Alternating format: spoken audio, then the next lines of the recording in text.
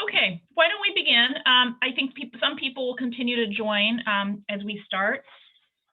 I wanted to say welcome to everyone who joined us today, and welcome to our panelists for the day. But before we begin, I would like to read a land acknowledgement. I'm Marissa Brown, the Assistant Director for Programs at the John Nicholas Brown Center for Public Humanities and Cultural Heritage. I'd like to begin by acknowledging that we are gathered on the traditional, ancestral, unceded homelands of the Narragansett, who are the traditional stewards of this land, who have endured and continue to endure a painful history of violence and forced removal. We deliver this land acknowledgement to recognize the historical legacy of colonialism by honoring and paying respect to the land and to the Narragansett community today. We do it to raise greater public consciousness of Native sovereignty, political and cultural rights, and the issue of restitution, and to commit ourselves to truth-telling about the past, to structural change, and to restorative justice.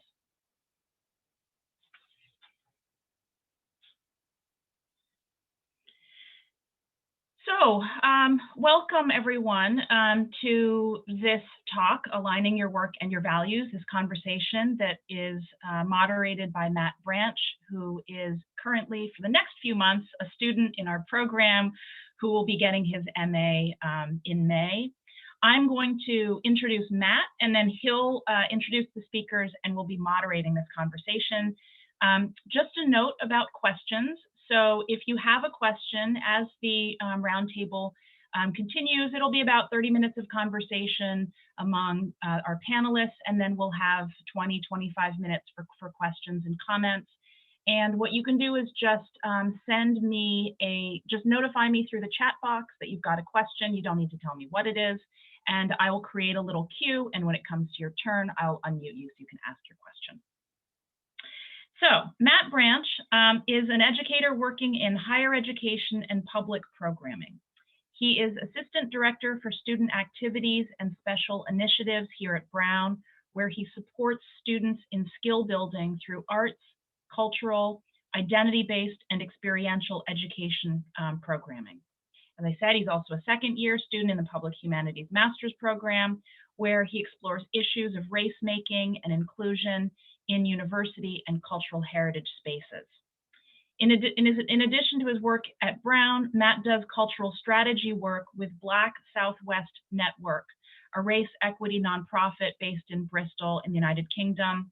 He's also on the board of directors of the New Leaders Council Rhode Island, and, I did not know this, is a competitive ballroom and salsa dancer. So thank you, Matt, over to you. Good morning, everyone, and thank you so much, Marissa, for that introduction and for the support in this process.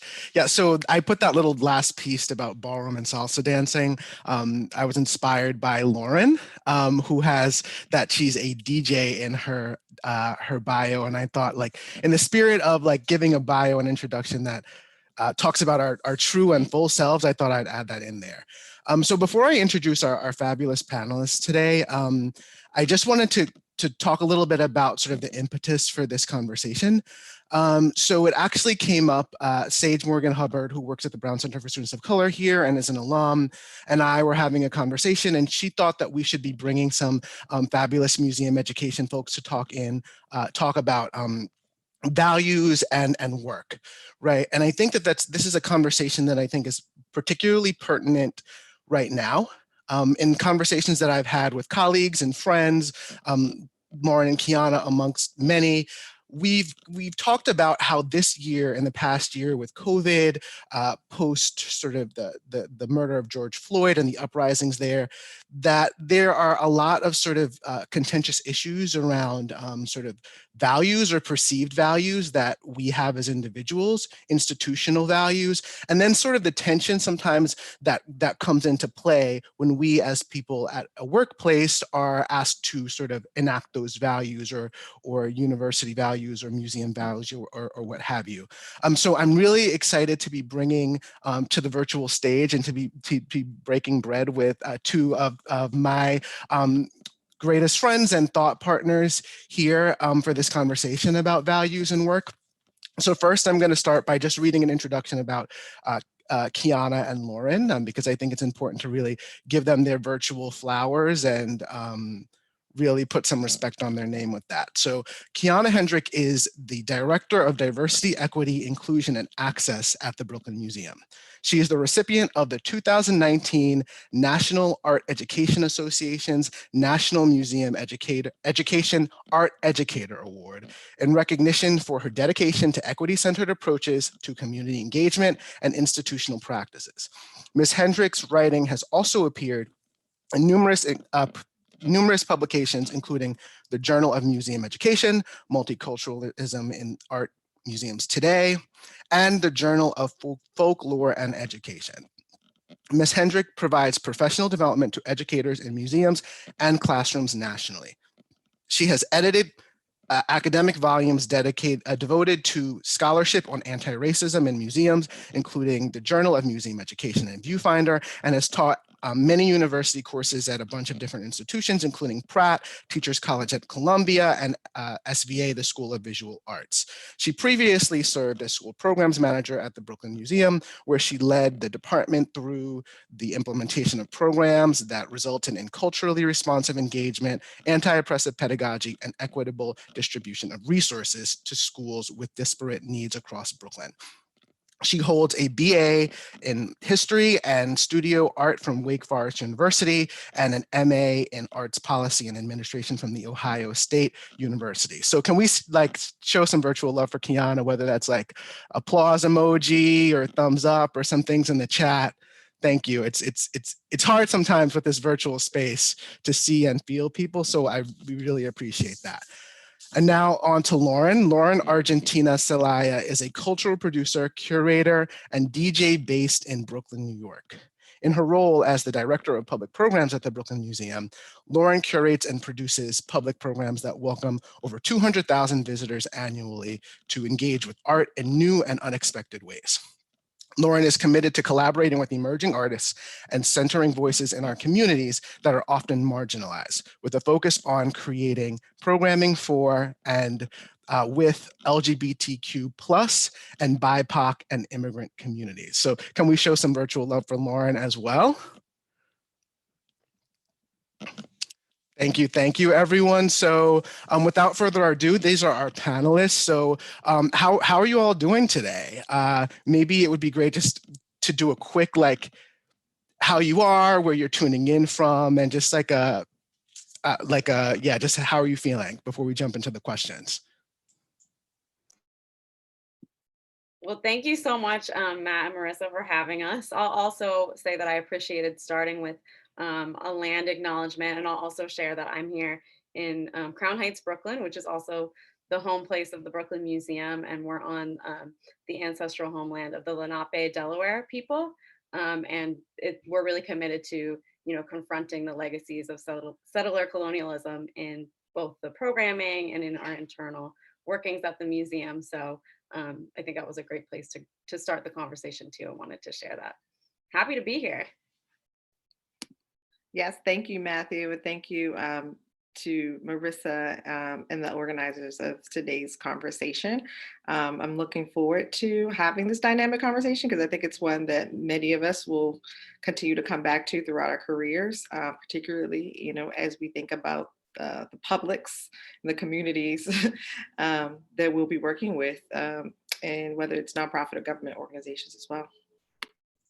Great, thank you both. And so by way of introduction, I just read out some of your official bios, right? But bios can be sort of two-dimensional ways of understanding and seeing people who are three-dimensional. So I thought as the first introduction question, would each of you care to just share something that you think it's important for us to know about each of you that isn't reflected in your bio?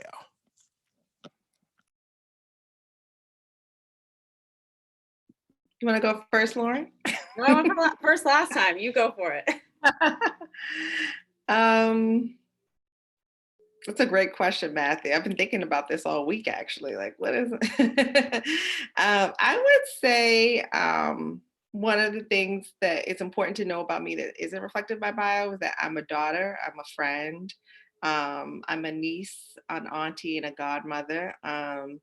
and a neighbor. And, particularly within, I think COVID has made me reflect on those roles and the primacy of those roles in my life. So, it's one thing to take on all of these different roles in my professional career, but those other roles are actually my priorities, and those are the ones I actually hope to be remembered by the most. I love that, Keonna. And, I'll also say that both in terms of my work and as an individual, I really do think of myself as a community builder and someone who just loves to connect with people. And then, you did hear in my bio that I'm also a DJ, and I've had a long love of radio. I love sharing and building with people through music, and the storytelling that comes along with that art form. So I'll share that too. Great, thank you so much. And I think we're already, even before we start these questions, thinking about like our values and the way that we tell our story. I think what was really beautiful about both of your introductions is that there's a piece about relationality, right? Like, so Keonna talked about, being a daughter, being a neighbor, being a niece, and Lauren talked a little bit about being a community builder, right? So just in the way that they introducing themselves as part of a larger whole and in relationality to others, I think is a place that's really powerful, especially in our society, which tends to be really individualistic. So now let's get into it. So Lauren and Keonna, who I, full disclosure, have known for almost a decade with with Lauren, and for a full decade for Keonna, and our paths all first crossed at the Brooklyn Museum. And so I'm really interested in pulling out first, as another way to introduce you both to our participants gathered here today. Can you just talk a little bit about the work that you do, right? So both of the work at the Brooklyn Museum you do is related, right? And it touches on issues of social justice and anti-racism and community and in different ways. And I thought, as a way to just get into what it is that you do on a 9 to 5, you can just talk a little bit about what you do, how it's a little bit different from each other's work, and then how do those positions in your work really go hand in hand? Yeah, I can kick us off. Thanks, Matt. So my role at the museum, I'm the director of public programs. So it's primarily public, has the word public in it, and it's public facing.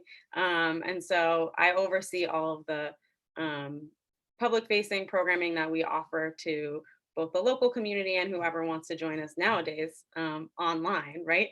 So we're perhaps most well known for our flagship series called First Saturdays, which typically happens monthly and offers free eclectic arts and cultural programming for various communities, right? Local and otherwise. A lot of people travel far and wide to join us. And this is I think about my role really as a space to, like we were saying, share resources and amplify, particularly artists of color and also artists who are from Central Brooklyn. One thing that I'm particularly been mindful of in recent years has been how the borough has changed, and thinking about gentrification and displacement, especially before COVID, and was really mindful to prioritize, right, artists and practitioners who I think, or we think, because we're a team, that have been shaping the culture here and making it such a desirable place to live and build community. So that's one thing about me. And then, yeah, we're always looking to illuminate our special exhibitions and provide new entry points for learning and connection through the museum's collection. And for those of you who don't know, we're almost a 200-year institution. We're older than the Met, and we're encyclopedic. So we have art from all over the world, many different time periods. So we're obviously representing many different communities, right, and points of entry. So there's no shortage of possibilities with the programming. And just to piggyback off of Lauren, I'm also at the Brooklyn Museum. I am in a new role. I'm as the director of diversity, equity, inclusion, and access. I am the very first person to ever have that role. So I am building the road as I walk it. And I would just say a little bit of background, to this particular position.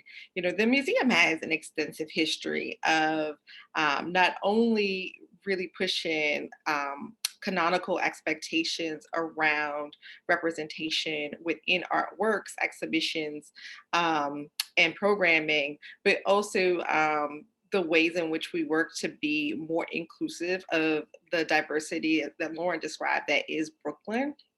I do, and I would say in many ways, the museum has been seen as a leader in the art museum sector, and doing some of that work within the US. So this particular role is really critical for us at this position, of our institutional history, because it indicates a deepening of our commitment to that work, through greater intentionality, and also building it within our structure. So I'm really excited about the work because I have a history of being at the museum for collectively, I want to say it's been almost 14 years now, 13. Oh, I'm sorry, almost 13 years, yeah, or now close to it. In various different roles. And so I've been similar to Lauren and Matt, we all had experiences in that institution as fellows, or temporary full-time fellows. And so to come from that experience early in my career to being in one now in executive leadership, that will allow me to really help to steer the conversation around what does it mean to be an anti-oppressive museum, or at least one that aims or strives to be anti-oppressive, is really exciting. So my 9 to 5 is not typical. I would say it's also not a 9 to 5, if I can be honest with you. And I think most people who are leading institutions understand that, the work is ongoing, and the hours don't necessarily fit neatly into that type of 35-hour week. And it's a real privilege to be able to do that work. So, I'm in cross-departmental meetings, working closely with department leaders and their teams to clarify their DEIA values, update our institutional values to make sure that they are really reflective of the way in which we are looking at inclusion and equity, and the way that it is articulated in our DEIA plan. That's a big part of my initial priority within this role now. Also spending some time really thinking about the structure and the workflow of our voluntary staff DEIA committee, and the ways in which our board DEIA subcommittee works, and how those two entities work together. We're very fortunate to have a group of passionate staff members who volunteer their time, and we can talk about volunteerism in the workforce a little bit later, but who they just care about recognizing the diversity we have on staff, making sure that this is a place where people can feel belonging, and that where we can feel brave enough to have tough conversations that make us better. And so a lot of the work is really about setting up a structure and systems right now that will allow us to ensure that those values permeate through each of the departments throughout the museum, and that people understand how they can contribute from their own little spheres of influence in that work. So a lot of meetings, a lot of visioning, a lot of systems development right now. And I don't want to go, I could talk on for this for a long time, Matt, so just cut me off, pull out the the cane. You want me to bring out the cane, Keonna, yank you off stage? I can also hop in and say that one thing that Keonna is really speaking to that's similar about both of our roles, and a reason I think we both enjoy and have been drawn to working at the Brooklyn Museum, is like how important collaboration is in our work, right? And that definitely reflects a value of ours as well. So I'll just say that's one way it's very similar. Great, thank you. Yeah, so you both gave us really a lot to think about just in that last question. And, it's interesting, Keonna, you talked about the DEIA plan. Lauren, you talked about sort of centering certain communities, right? There's like a strategy that seems like there's involved, right? And Keonna, you brought up the word values a few times, which is a key term in our in our discussion. So we've got a wide range of folks here gathered digitally, people who are sort of mid-career, a lot of students, some undergrads, and some people who are grad students who are just about to embark on a sort of a professional part of their career. And I want to ask you both this question because I think it's a really important one. What is the relationship between your own values and the work that you do? And I know that's a loaded question and it's a big question, and we can break it down a little bit more if we need to. But let's just start there.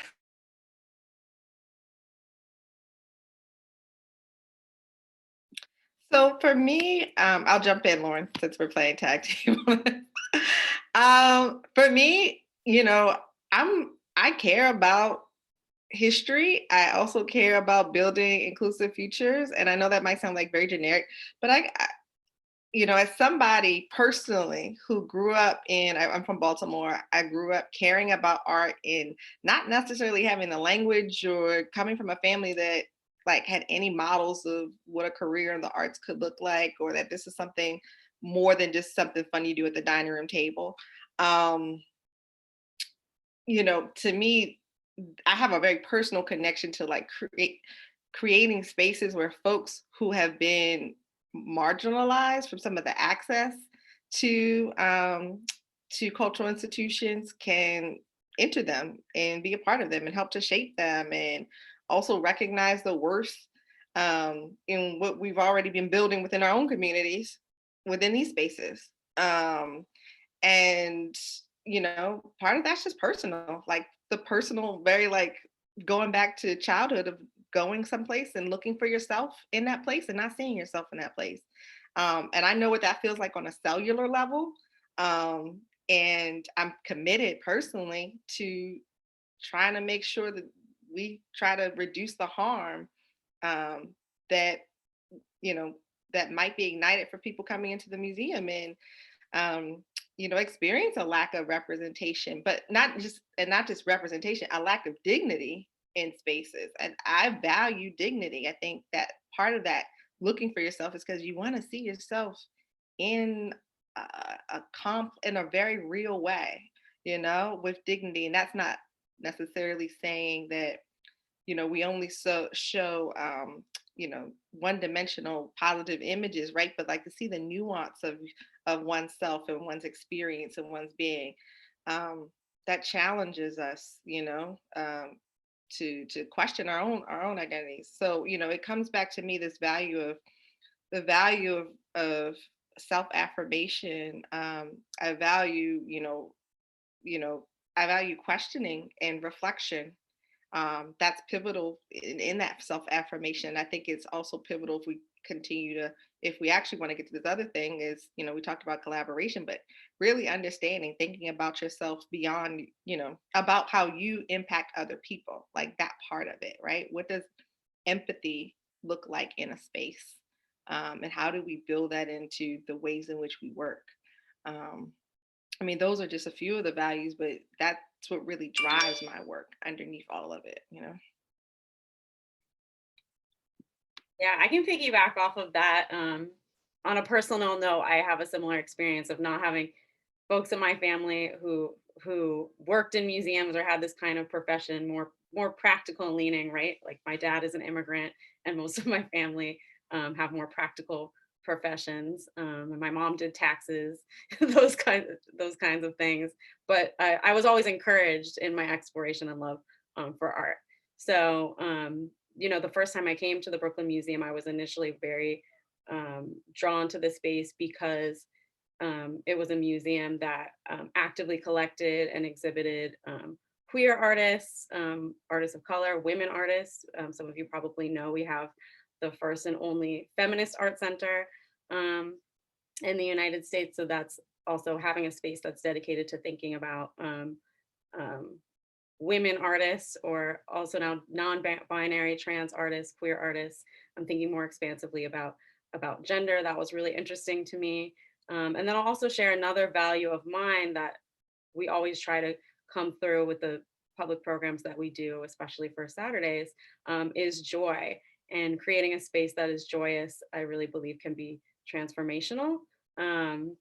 And I'll also point out that unlike Keonna, who's kind of like building this roadmap for a new position, I'm stepping into a position with a much longer legacy. And there's many people who came before me who shaped this role and built that trust with the local community in order to start to see the museum as a more of a place that reflects like kind of what Keonna's talking about, people of diverse backgrounds with dignity, right? So I often hear from artists we work with and visitors, you know, the Brooklyn Museum, I grew up coming here, and this was a place where I first saw myself reflected in the galleries, and I felt affirmed in that way. And that kind of work takes time, right? So I do recognize that I'm stepping into a legacy of educators and producers who really committed to making that space.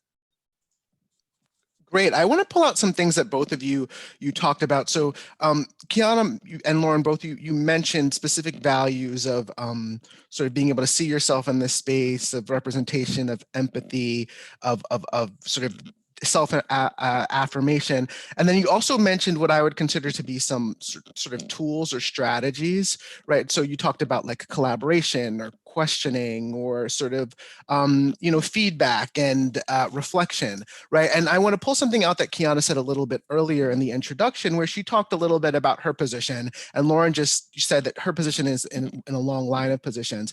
And can you talk a little bit more about, so we come to these spaces as ourselves, right? But our relationship to the spaces when we're working in them is sort of predetermined, right? We're employed by these institutions, and so we each have a little perch here, right? And a sort of a place that we're at, right? Can you talk a little bit more about your position and positionality as someone who, both of you are at the director level, but we're, fellows at some point, right? And how that can relate for all of us, like, how can we sort of leverage our position, and how do things change in different positions when it comes to doing this work?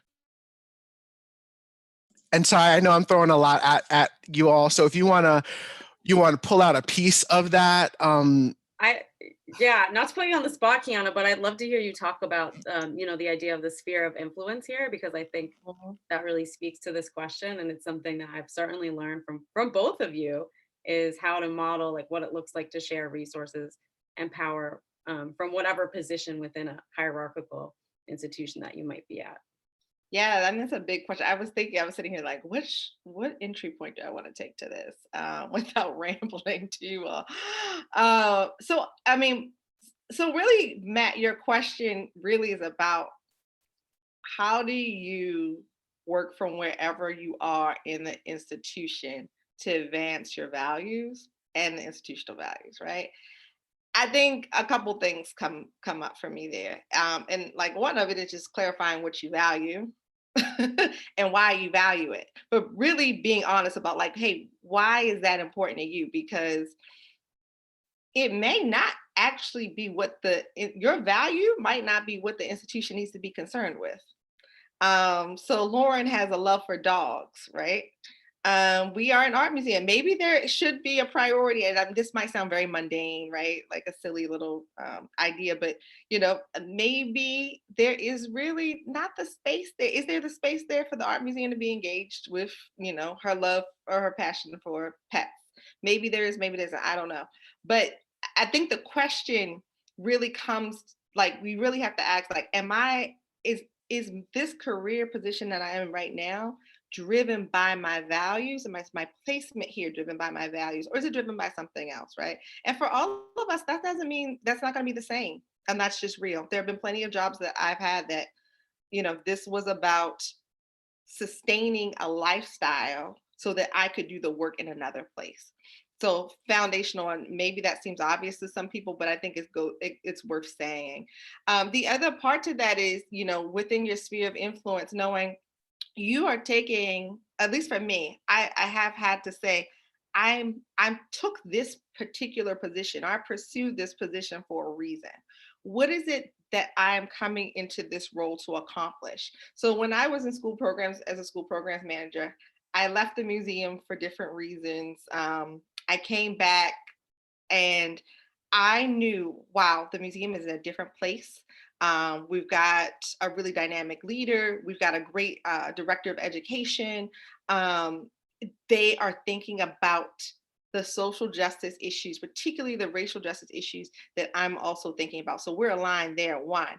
And then I had to step for myself, what is it, knowing that I have that alignment, that I want to say, this is the legacy work. This is the work 7 years, 7 generations from now. I want this work to kind of continue and impact. What's going to be the ancestral work? And I know that might sound kind of hippy dippy in some way, but like, it doesn't. When Lauren, because Lauren's talking about like, oh, you got a genealogy of people who came before you in that role. When somebody comes after me, what are they going to be like? Keonna set this up. I want to keep this going, right? So there are a couple things that I really wanted to do. I wanted to make sure that we had a framework for understanding what anti-oppressive teaching looks like in museum education, right? And that we had standards around that built into our values. So that was what I wanted, but it was also what I saw in alignment with the institution. So it made sense there. We built it out.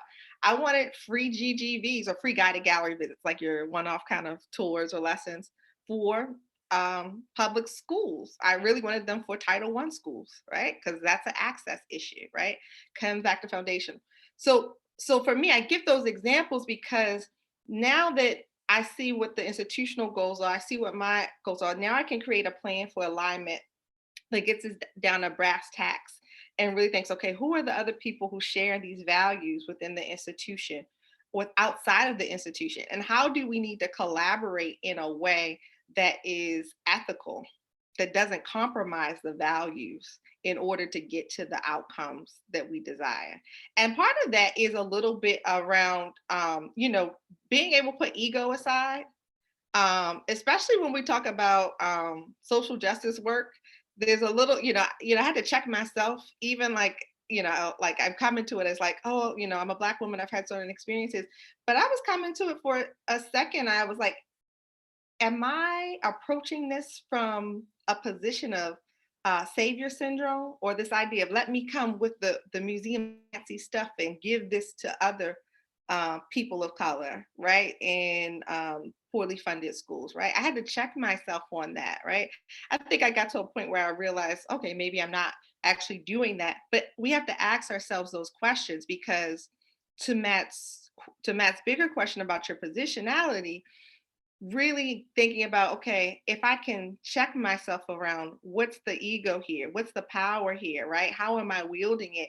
Then it helps me to be clear about how can I operationalize my values in a way that's authentic and meaningful to people, that actually doesn't perpetuate more harm or a different type of harm that I'm actually trying to undo. So I know I said a lot. That's one thing. I will say the strategy for that you can apply that strategy at every level in the institution. Now that I'm at this executive level, I've worked with boards before, and, my language might need to shift here and there because, people are coming to the conversation from different perspectives. They might have different interests, and, we can talk about that more, but the way I come back to keeping myself accountable in the work, and the way that I think about the accountability around the work in general can remain the same, right? So, I'll stop there, Lauren. I'm sure you want to jump in and add on because there's so much to talk about. I mean, there's so much I can respond to in what you said. I think one piece that you pointed towards, operationalizing this and standardizing it and making sure that it's like a part of whatever museum protocol. Museums are really like universities, right? Are kind of machines for legitimizing things. And so that can be really an important strategy. Also clarifying those values, and something that you've modeled for me and taught me, Keonna, is slowing down to make sure that we're speaking a shared language, right? Especially in this moment that we're in. This is something we talk about a lot, when certain language is now standard that maybe wasn't before. For example, white supremacy, or thinking about anti-racism, those kinds of things. Sometimes it's helpful to take a moment to just slow down and check in with whoever your collaborators are, or supervisors or leadership, and make sure that you all are speaking to the same issues and that you all do have the same shared goals around what you want to accomplish. Because I think that there's also this like sense of urgency. That's another thing we talk about, where people are so eager, especially in museums. We're in kind of a moment of reckoning, people have been saying, around speaking to our history of collecting and the real violent legacies of colonialism that institutions have performed. And I think there's a gut reaction to like fix it and make public statements and make sure that we like cover all of our bases. And in reality, to Keonna's point, there's so much nuance, and it's going to take a lot of time to untangle some of these things. And I think being honest about that, rather than wanting to present something that's polished and said, oh, we figured it out, that's a constant tension, if you will, Matt, that we have to navigate as individual practitioners. And then remembering, right, that like even as leadership at the museum, there's many voices, and we all have different positionalities and different opinions or different levels of familiarity with certain parts of the museum's history or the issues that we're dealing with now. So making space for that conversation, I think, is something really important that Keonna brings to the table with her role. Great, thank you. And we're just sort of vibing and flowing here. And I mean, we have a few more minutes, and there are just a few more things that I want to touch upon. But Lauren, you brought something up that I think is on a lot of our minds, and I flagged it at the introduction.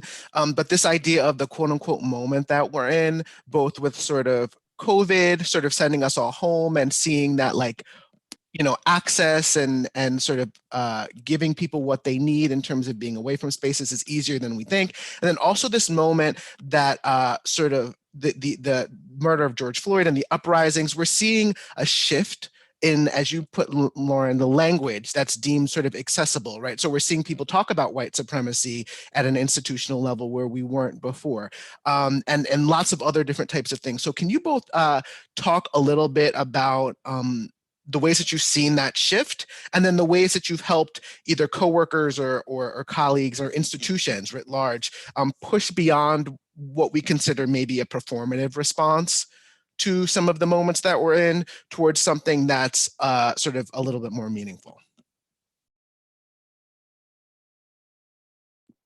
You want me to? Oh, go ahead, Keonna. Oh, sure. I'll keep it brief. Well, one thing I will just say, prior to moving into this role, I was a equity and inclusion consultant for some time, and I did a lot of anti-racist education training. When COVID came to pass, a lot of the work that I had scheduled was immediately canceled because institutions were rightfully concerned about funding. However, one thing that I saw, and I saw this across the board with other DEI practitioners, was that there were conversations with the institution of diversity is not a priority anymore. And then what we saw after that was, we had the murder of Ahmaud Arbery, George Floyd, Breonna Taylor.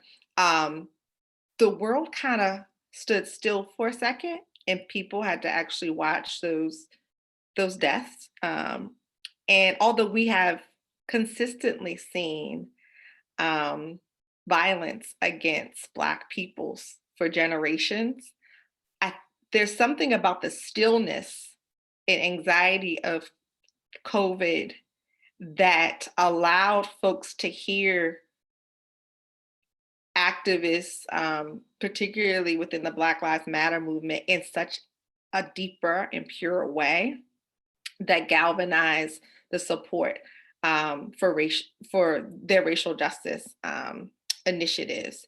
And so I say that because after that, then we saw so many comments. We saw so many public, so much public support and public announcements from these institutions or organizations that, to Matt's point, some of it was just, it is just saying it aloud, which I will say still has power. There's power in, hearing a bank acknowledge that Black Lives Matter when you've never heard that bank acknowledge that any life mattered. I think the follow-up though, in the conversations I've been having with institutions is, okay, now that you said it, what are you going to do? What are the real ways in which you can examine your own organizational values or your departmental values to reflect what you've claimed to be important to your institution, to the publics that you serve? And so we've been, as a consultant, it was doing work with folks to, revise their values, but also set plans for anti-racist approaches and strategies to replace the existing approaches and strategies. A big part of that was, I can give examples of working with colleges and university departments to think about what are the choice points within their departments that needed to be made.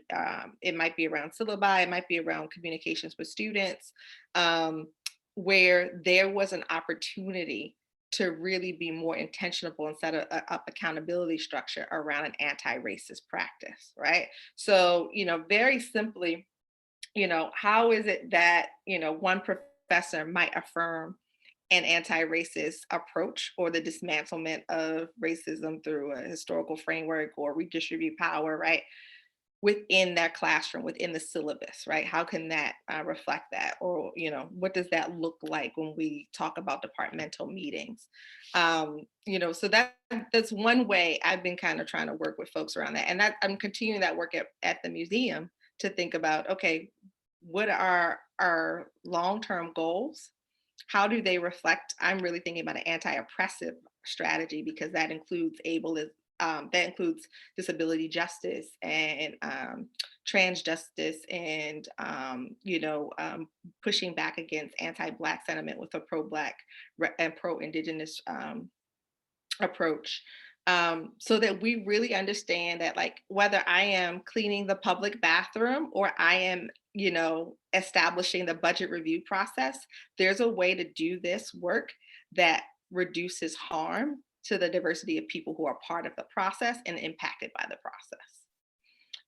So that's really the way I'm kind of seeing it now. I think a lot more institutions, I will say, from my purview, are holding themselves accountable, but in small ways. And I think I do wonder about those who are, kind of like, we did that, and now business as usual, especially Right. when we see the box that you check. Exactly. Thank you, Keonna. And thank you for asking this question, because I think it's a really important one. I'm sure one that you've been thinking about at Brown and other universities too, right? Museums are certainly not unique in this regard. I feel like what was important for me as someone who works with the public so regularly and had been feeling at that time last summer very disconnected from the public, because I wasn't producing events at the museum and seeing them and having that kind of connection.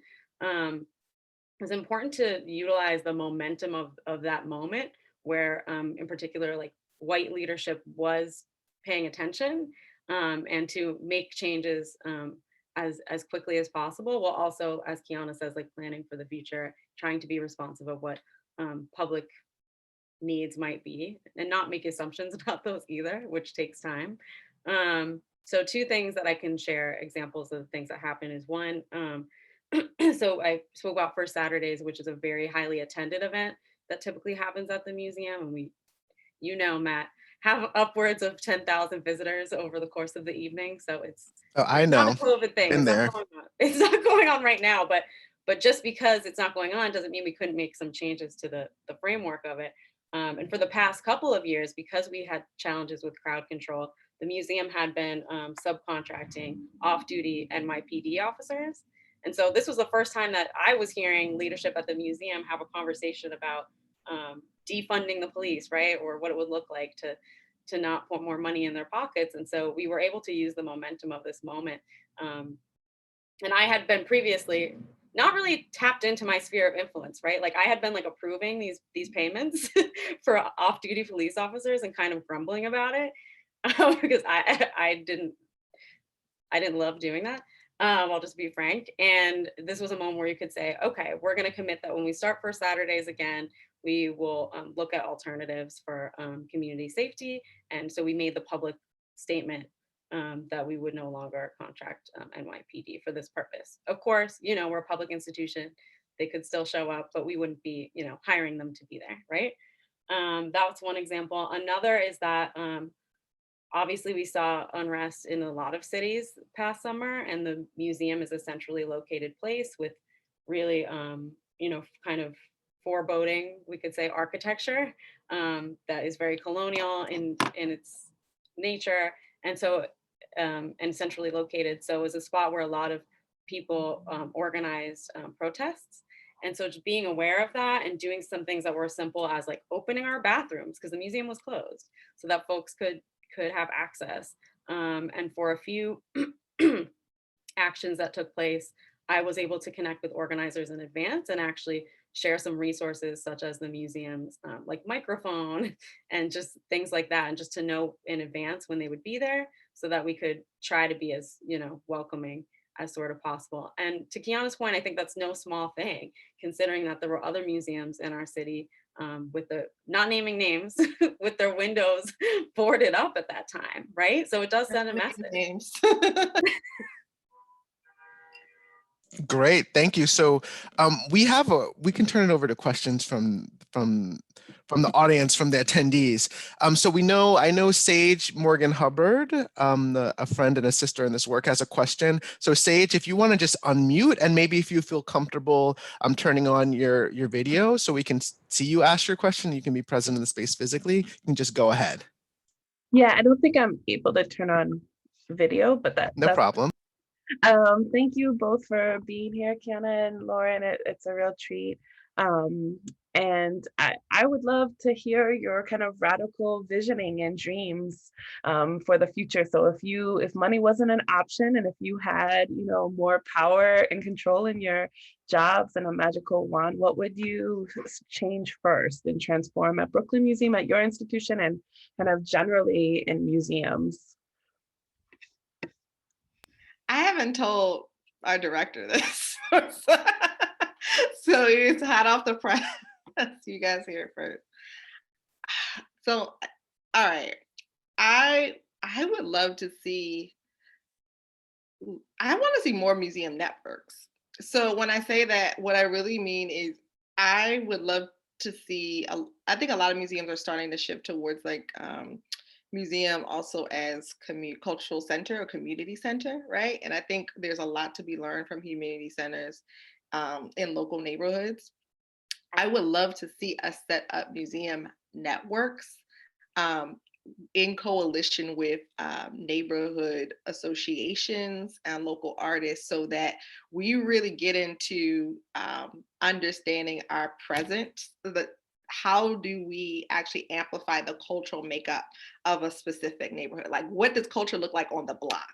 I think artist Noah Davis was, prior to his death, he and his wife were doing some of that work in Southern California, and really inspired by like their neighborhood museums.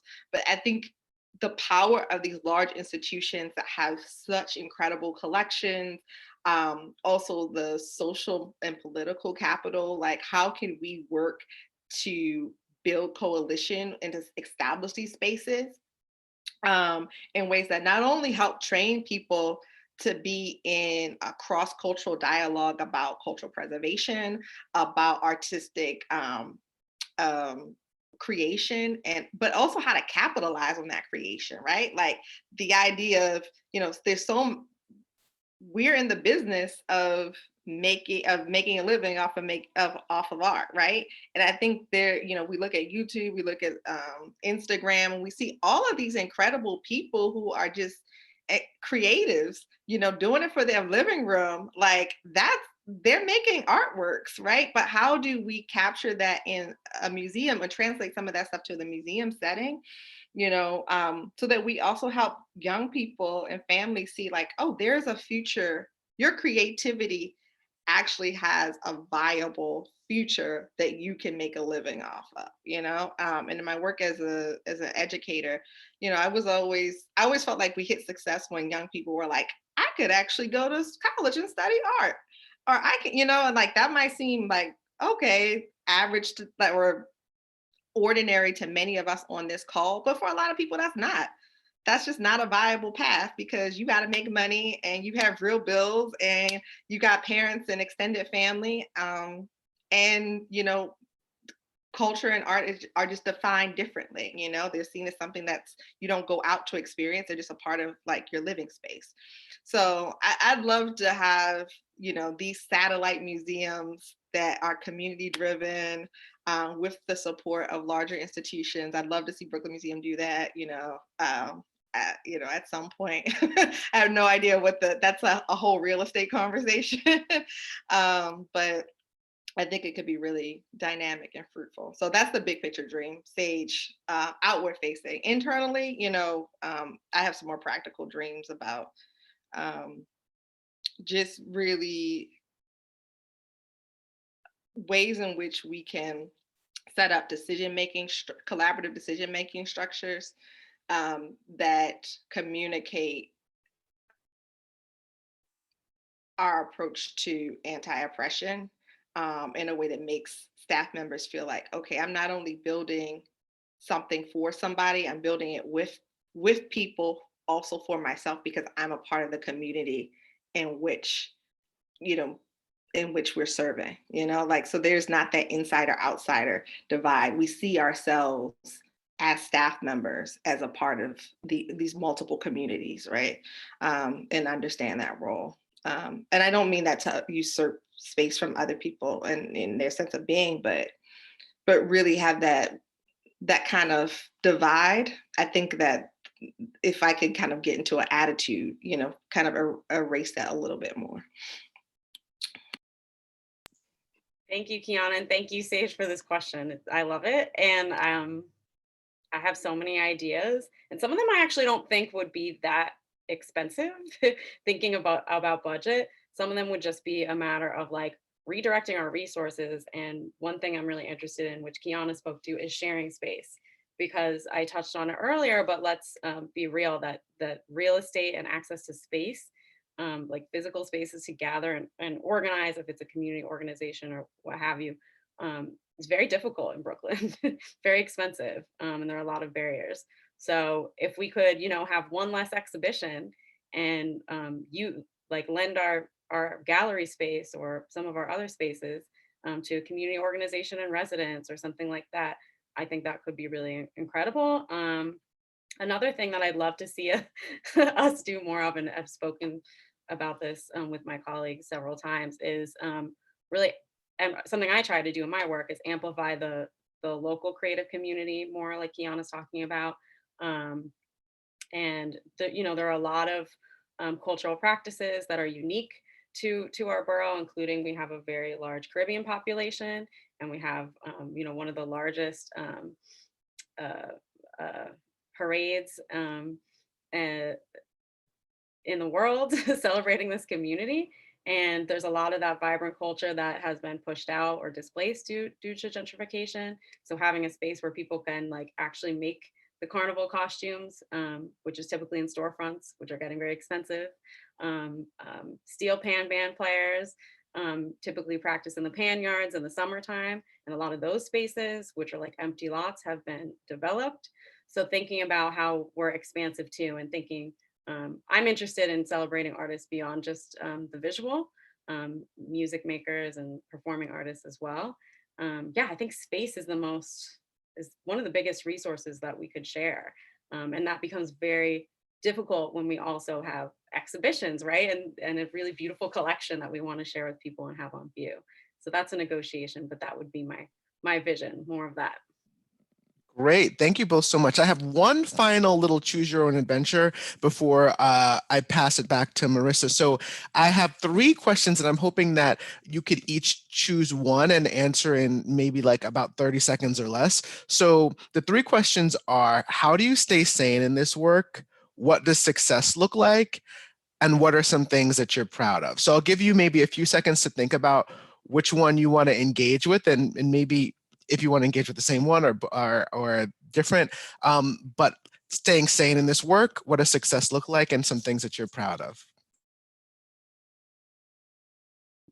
Well, Keonna referenced this earlier, but I have a tiny Chihuahua who it helps me stay sane both throughout the day now that I'm working at home, and helps me decompress. I'll also say, having friends, having allies in this, or co-conspirators in this work, is definitely a way to recharge. And then for me personally, having a partner who has nothing to do with the art world and has never worked in this field is an extremely helpful way for me to like check myself and realize that there's, more to the world than art museums and our problems. Can I actually push that question of staying sane in this work back on the audience? So if you're watching this, can you write in the chat like what's keeping you sane? Because we're talking about values and inclusivity. And so like let's crowdsource this a little bit, because I think we could all use some help. I would love that. So yeah, I'm calling on you all. Write it in the chat. What's keeping you sane? But I gotta say, I have my allies in the field and my friendships and my relationships. I started off talking about like those personal roles, like going back to those have kept me really sane, because I remember then who not just who I am, but who I belong to, right? Like those are my people, and who I am, and who I belong to. We belong to each other, and so that keeps me rooted, in that community. I love a little reality TV. I'm not ashamed, right? I, watched Married at First Sight last night, and it was glorious because guess what? It had nothing to do with all the things I had to do on the checklist. And sometimes you just need something that's going to let you completely forget everything. And then in terms of what I'm proud of, I'm really proud of my relationships and the fact that people trust me and I have people who I can trust. And at the end of the day, whether it's my personal relationships or my professional ones, especially my professional ones, right? Those values are around like the fact that we have shared trust, and you can't be in community with anyone if that trust is not there. So I'm really proud of that. I think that that's made a lot of work possible. And I hope to continue to build that trust with people in this new role. Great. Thank you so much. That's a great note to end on. Thank you so much, Keonna and Lauren. Maybe we'll just pop out in the chat and with our emojis and show them some love one more time. And I'm just going to pass it back to Marissa for the final word. I thank you again, Marissa, for the platform. And here she is. Yeah, thank you. This was so wonderful, so wonderful. And Lauren, I'm also wishing that the Chihuahua had been part of this in the background, because my dog is in the background. Sometimes she pops her head up, sometimes she doesn't during these.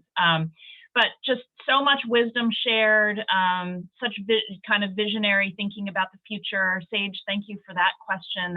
It was great to hear some of those responses. And I think also some of what you said in response to that makes me think about universities and how parallel in some ways the challenges are between a big university and a big art museum like yours, in terms of this challenge of really not just thinking globally all the time or nationally, but really thinking about the local community and valuing the local community and doing, planning things, committing to things that make the institution a real community resource. And I know a lot of people who are here today think about that and work on that. And that's something kind of for us, I think, who are at Brown to take away too, is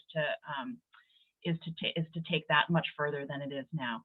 But I just want to say thank you. Thanks, Matt, for suggesting this.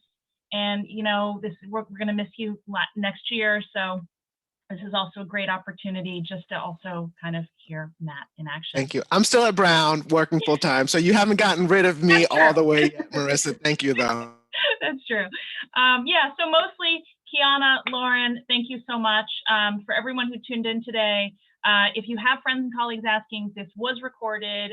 It'll be on our YouTube channel for people who missed it. And we will meet again March 11th. We'll be hearing from Divya Rao-Heffley, who works in public art in Pittsburgh. Who'll be talking about the challenges of the work that she does. So everyone go off and have a wonderful afternoon. And thank you so much, Keonna, Lauren, and Matt. Thank you. Thank you, everyone, for spending time with us.